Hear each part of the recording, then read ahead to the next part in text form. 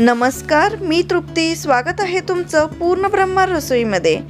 उन्हाळा सुरू झालाय तर उन्हाळ्यामध्ये जेवताना काहीतरी थंडगार असं हवं असतं, तर त्यासाठी इथं आज आपण प्रोटीन आयर्नने भरपूर असं थंडगार इथं छान असं रायतं करायचं आहे. तर हे रायतं करण्यासाठी इथं मी एक कांदा बारीक चिरून घेतलेला आहे, कोथिंबीर चिरून घेतली आहे, एक मिरची इथं मी बारीक चिरून घेतलेली आहे. रायतं करण्यासाठी इथं आपण सुरुवातीला 1.5 वाटी दही घ्यायचं आहे. दही इथं मी घट्ट घेतलेलं आहे. हे दही आता आपण छान असं फेटून घेऊया, म्हणजे यामध्ये काही गाठी वगैरे राहायला नको आहेत यासाठी. जिरे भाजून त्याची मी इथं पूड करून घेतलेली आहे. 1 टीस्पून जिरेपूड यामध्ये घालूया.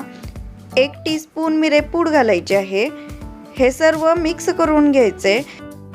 साईडला मी तडका करण्यासाठी छोटा पॅन गरम करायला ठेवला आहे. पॅन गरम झाला की त्यामध्ये 1 टेबलस्पून तेल घालूया. 1 टीस्पून मोहरी घालायची आहे. मोहरी छान अशी तडतडली की यामध्ये 1 टीस्पून जिरे घालायचेत. 1 मिरची बारीक चिरून घेतली आहे ती घालूया. 5 ते 7 कढीपत्त्याची पाने घालायची आहेत. अर्धा टीस्पून यामध्ये हिंग घालायचं आहे आणि नंतर गॅस बंद करून हे सर्व मिक्स करून घ्यायचे. फोडणी थोडीशी थंड होऊन द्यायची आहे. आता तोपर्यंत आपण जे मगाशी फेटून घेतलेलं दही आहे त्यामध्ये 1 बारीक चिरलेला कांदा घालूया.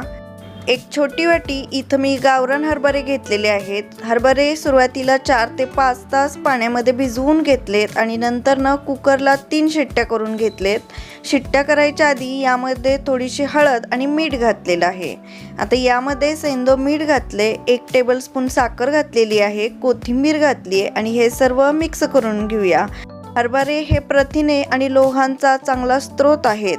प्रथिनांसोबत हरभऱ्यामध्ये लोहाचं प्रमाण हे भरपूर असतं. बदामापेक्षा जास्त पौष्टिक पदार्थ हे हरभऱ्यामध्ये असतात. हरभऱ्यामध्ये बदामापेक्षा जास्त विटॅमिन ए, B6, B9 आणि विटॅमिन C असते.